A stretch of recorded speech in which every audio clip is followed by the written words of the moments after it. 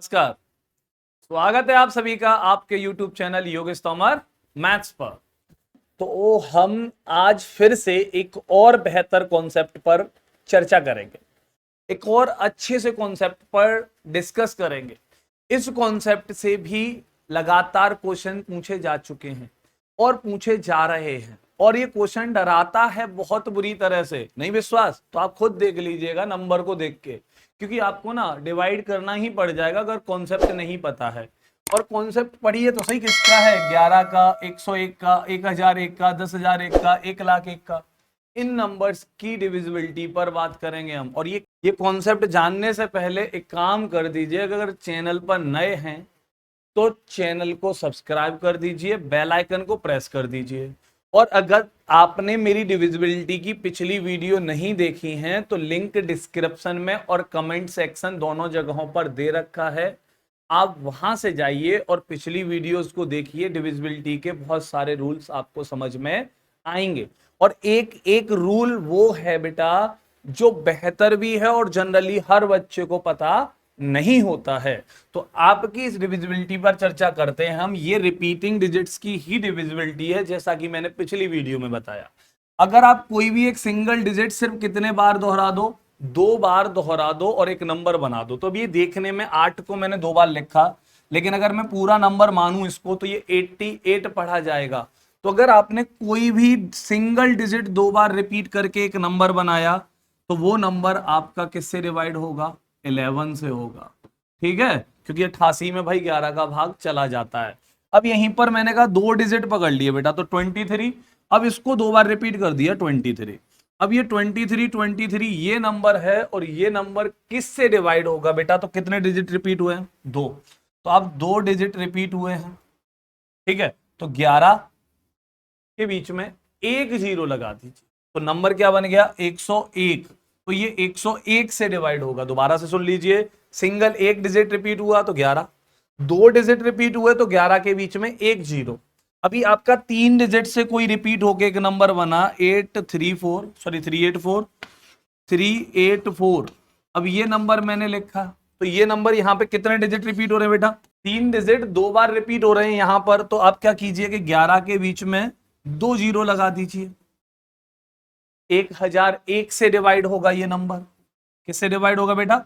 1001 से डिवाइड होगा। ऐसे ही मैंने कहा भाई 5 डिजिट या 4 डिजिट जितने भी लेना चाहूं मैं उतने डिजिट 2 बार रिपीट कर दो, तो 5647।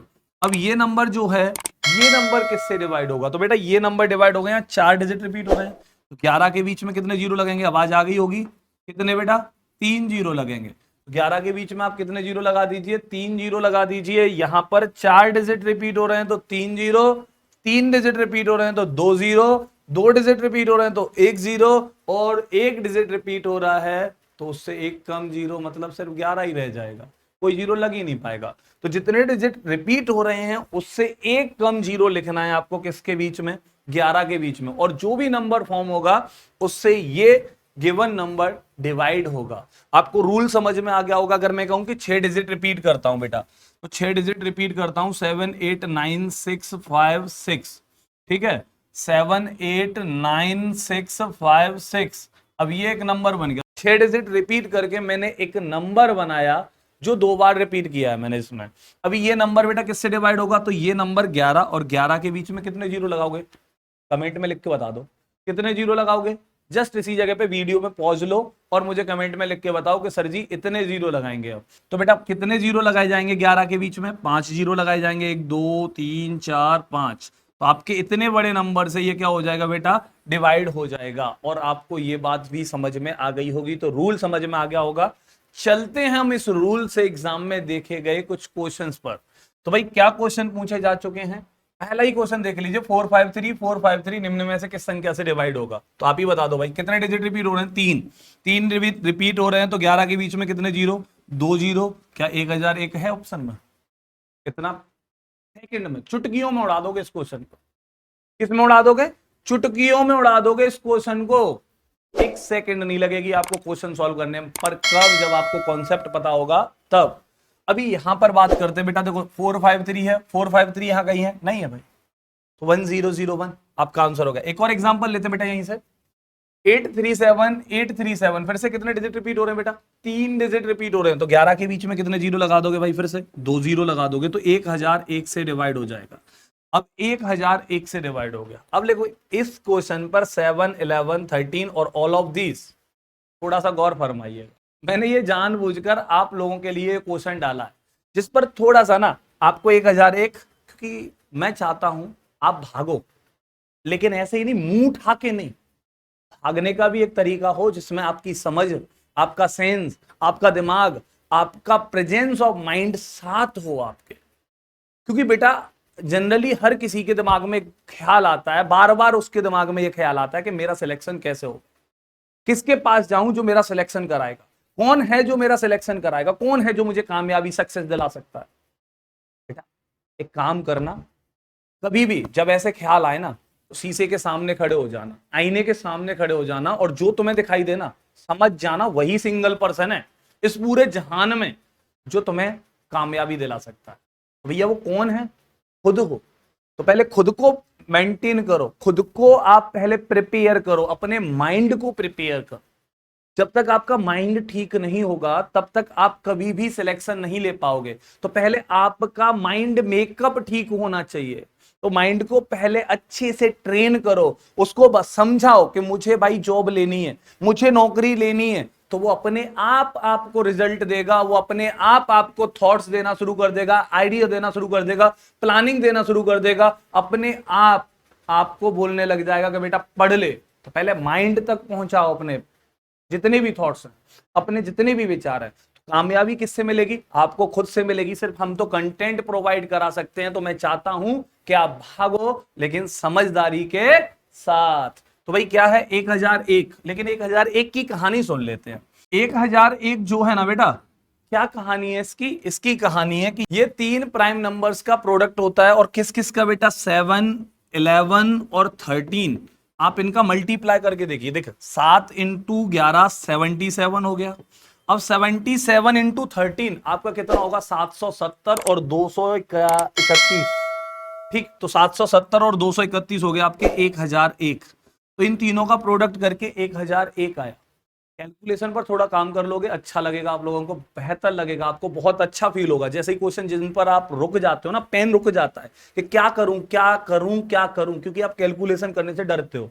वहीं पर अगर आपकी कैलकुलेशन बेहतर होगी ना, तो आप क्लास क्वेश्चन के अंदर घुसना शुरू कर दोगे, उसके अंदर उसको तोड़ना शुरू कर दोगे, उन सेंटेंसेस को पढ़ना शुरू कर दोगे। अगर ये काम शुरू कर दिया, समझ जाइएगा कि अगले 6 महीने बाद आप खुद को देखोगे तो आप कहोगे कि भाई वाकई में ही हूं जो खुद को सिलेक्शन दिलवा सकता हूं। और अगर आप दूसरों के लिए भी चाहोगे तो दूसरों को भी सिलेक्शन दिलवा सकते हो। जैसे अभी हम लगे हैं, हमारे हर एग्जाम में ऑफलाइन बच्चे जितने भी मुझसे पढ़ रहे हैं वो लग रहे हैं बेटा, उनका सिलेक्शन बोल रहा है। तो वही मैं आपको बताना चाह रहा हूं कि आप कीजिए। तो भाई मैं आपके लिए लगा पड़ा हूं, तो आप अपने लिए तो कम से कम लगिए। अगर बेहतर रहे तो भविष्य में जो भी आपको करना हो वो बहुत अच्छे से कीजिएगा, समझ के साथ कीजिएगा, अच्छाई के साथ कीजिएगा। ठीक है, अभी हमारा ये क्वेश्चन तो 1001 की कहानी हमें समझ में आ गई होगी कि 1001 7 से 11 से 13 से, इन तीनों से डिवाइड होता है बेटा। तो 1001 से तो ये नंबर डिवाइड होगा, तो 7 से भी होगा, 11 से भी होगा, 13 से भी होगा, 1001 से तो हो ही रहा है। तो इस क्वेश्चन का आंसर क्या हो गया? ऑल ऑफ दीज हो गया। बस ये ऑल ऑफ दीज मैंने इसीलिए डाला था बेटा कि 1001 की कहानी समझा सकूं मैं तुम लोगों को। बड़ा इंटरेस्टिंग नंबर है ये 1001। क्लियर है? अभी नेक्स्ट क्वेश्चन देखते हैं हम। 6 अंकों की एक नंबर दे रखी है भाई, XYZ इस फॉर्मेट में लिखी है 479 479। तो यहां से पता तो चल रहा है ये X है, ये Y है और ये Z है। X का वैल्यू कितना हो गया बेटा? 4 हो गया। Y का वैल्यू कितना हो गया? 7 हो गया। और Z का वैल्यू कितना हो गया? 9 हो गया। ये तो बड़ा प्यारा क्वेश्चन है, लेकिन देखने में डरा रहा है, कंफ्यूज कर रहा है, क्या करूं। लेकिन बड़ा प्यारा क्वेश्चन है। ये फॉर्मेट दे रखा है, फॉर्मेट का नंबर भी दे रखा है, वैल्यू पुट कर दो भाई। 7 और 9 कितने हो गए बेटा? 16। 16 बाई 4 कितना होता है भाई? 4 होता है। तो यहां पर आपका क्या निकल कर आ जाएगा? 4। शायद ऑप्शन में नहीं है, तो इस क्वेश्चन का आंसर 4 ही है। इस क्वेश्चन का आंसर क्या है आपका? 4 है। क्लियर है? आपको ये बात भी समझ में आ गई होगी। अभी एक और एग्जांपल लेते हैं हम ऐसा ही बेटा, इसी कॉन्सेप्ट से। तो 3 अंकों की संख्या को दोहराकर 1 6 अंकों की संख्या बनाई गई है। 347 347 एक नंबर बनाई गई है। तो नॉर्मल है यार, 3 अंक 2 बार रिपीट हो रहे हैं बेटा, तो 11 के बीच में कितने जीरो, 3 डिजिट रिपीट हो रहे हैं तो 2 जीरो, 1001 से डिवाइड होगा और 1001 से डिवाइड होगा।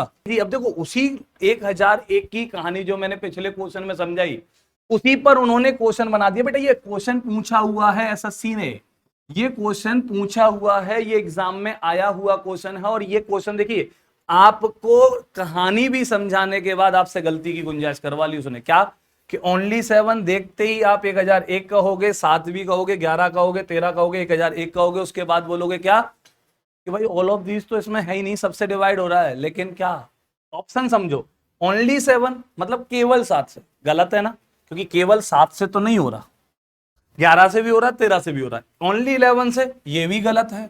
ओनली 13, ये भी गलत है। तो 1001 कहोगे तो 7, 11, 13 तीनों समा जाएंगे इसके अंदर, और तीनों समा जाएंगे तो इस क्वेश्चन का आंसर क्या हो गया भाई, 1001 इस क्वेश्चन का आंसर हो गया। अब आपको ये कॉन्सेप्ट भी समझ में आ गया होगा। अगर ये कॉन्सेप्ट अच्छे से समझ में आया है, अगर क्वेश्चन आपको बिल्कुल दिमाग में बैठ गए हैं, तो कमेंट करके बताइए अगला कॉन्सेप्ट कहां से चाहिए, किस टॉपिक से चाहिए। मैं उसी कॉन्सेप्ट पर आपके लिए वीडियो लेकर आऊंगा। और अगर वीडियो अच्छी लगी है तो ज्यादा से ज्यादा लोगों को शेयर कर दीजिए।